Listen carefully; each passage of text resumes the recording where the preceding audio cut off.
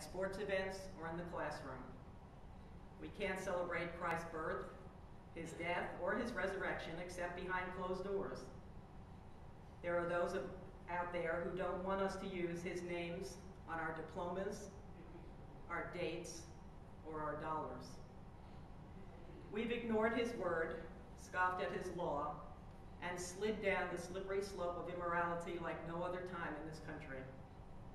Religion is being assaulted by higher education, and lower for that matter, by corporate America, and by the government of this country. Even churches have become the most politically correct of institutions. Our spiritual leaders afraid to stand up and preach to us what is right, even more afraid to do what they and we know is right. We have become a nation, a people, disdainful of the truth, even though we've been told it's that truth that will set us free. So what do we do? Do we wait for the churches, the schools, the government to get it? To wake up one morning and see the light? Hope that Congress will have a sudden conversion and turn this country back in the right direction? If that's what you're waiting for, I have bad news. It isn't going to happen. So I ask you, what do we do? I believe we turn this country back to God and thus to freedom, one person at a time. It starts with you.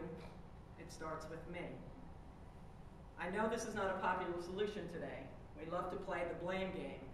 It's all George Bush's fault. It's Bill Clinton's fault. It's Congress's fault. It's our enemies' fault, our allies' fault, our neighbors' fault. It's their fault.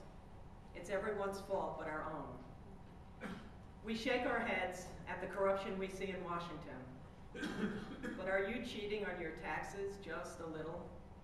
Would you give the cashier back the extra change she mistakenly handed you?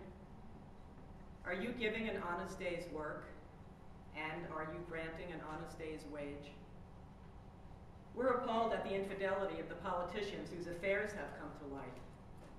But are you being disrespectful of your wife or your husband? Is it so different? We count the times our leaders play golf while the country is burning. Are you wasting your time, precious time, waiting to see who the winner of this week's American Idol will be? Or what team LeBron James will choose to play for? We can't stand the mudslinging we see in political campaigns. Would you bite your tongue rather than tell that lie or spread that nasty rumor? We complain bitterly that our politicians just won't listen to us, and that's true, they don't. Well, do we really listen to one another? Will you turn off your cell phone while you're driving, eating, praying, visiting, so you can be fully present to those around you and really listen to them? Are you so busy surfing the internet and playing games that you have no time to be there for your children, your spouse, or your neighbors? We accuse the president of not attending church or honoring the National Day of Prayer. Do you show up every week at your place of worship? And do you pray on your knees daily for this country?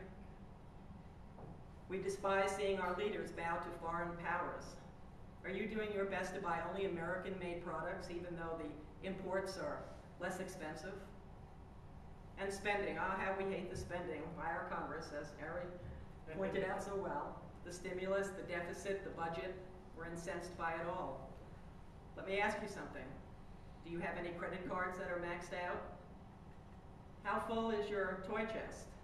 Big screen TV, iPad,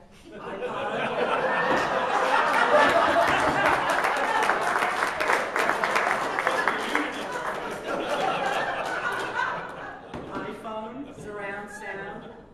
Did you stay within your budget to get those things? If we can't practice self-control and self-discipline and take control of our lives, why would we expect our leaders to be any different? Our leaders will not be moral, upright, and free of corruption if we are not moral, upright, and free of corruption. The present administration campaigned on the catchword of change. Well, they were right, our country does need to change. Oh, not the changes we've seen lately, with unfortunately more to come. But we need to change ourselves, one person at a time. That means you, and it means me. We have to be the changes we want to see. Will you hold the high ground as our forefathers did? Will you risk everything to bring this country back to the moral Judeo-Christian roots upon which it was founded? Look into your hearts. Be what you want to see in our leaders. Maximilian Kolbe eventually offered his life in exchange for a fellow prisoner in the death camps. He was starved for 15 days and finally given a lethal injection of carbolic acid because he wouldn't die quickly enough for the Nazis. He didn't just talk the talk, he walked the walk. Will we ever face the threat of death to save our country? 2.5 years ago, I would have doubted it. Today, I'm not so sure. If it comes, will I be ready and up to the call? Will you? I'd like to end today with a recall of one of the stories from the book of Genesis about Abraham's discussion with God and pleading for the salvation of Sodom. It went something like this. Abraham approached God and said, "Would you sweep away the righteous with the wicked?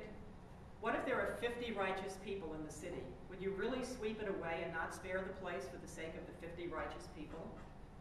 And the Lord said, "If I find 50 righteous people in the city of Sodom, I will spare the whole place because of them."